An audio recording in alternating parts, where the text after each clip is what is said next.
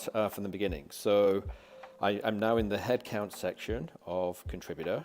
A couple of talking points here to talk about is that in this particular example that we are showing in this little demo, we are actually planning by employee.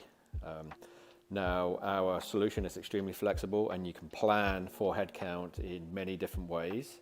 This is just an example, planning by employee, but we could easily plan at the grade level, for example, or by role, or we could plan, just in total more if we're doing more of a strategic planning exercise. So that's what it's like there. So let's just take this first employee here and then actually offboard them in November, and then if I use the drill to details, then that's going to take me the details for that particular employee. So you can see that the salary actually drops in November when that person gets offboarded. So you can see how the calculations are geared around the end date.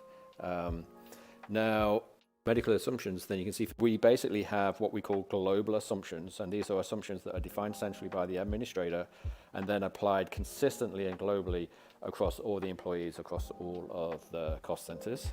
So you can see we've got things like some North American-based taxes and medical things in there, and then we've got some compensation assumptions, merit and bonus, and then compensation assumptions by grade.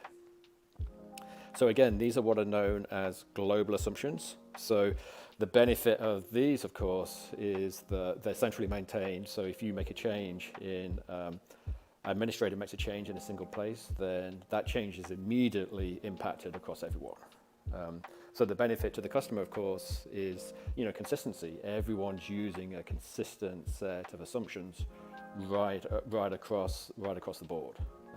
And those changes, because of our in-memory real-time calculation engine, once they make a change, then everyone would immediately see the impact of those changes. But also the concept of local assumptions. So we can define those assumptions by state, by region, by country, or by what other parameter that you like. So where you can reflect the local needs of that particular employee base. Next thing, I'm going to add in a new employee.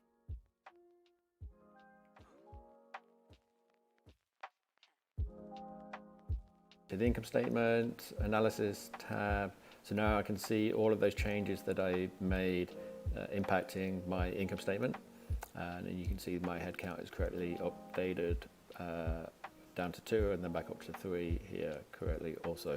Now instantly, once I'm in here, so let's just suppose I'm looking at the income statement from the point of someone who's maybe doing some reviewing the income statement, maybe doing some variance analysis at the income statement level, then what they can very easily do is drill back from here into the employee cube, and you can see, oh, there's that new employee I added, and here's all the assumptions that were used to come up with the headcount plan. I think that's pretty cool. Also, what we're doing is we're showing both the budget and the target together. So those are the features that we've added into here.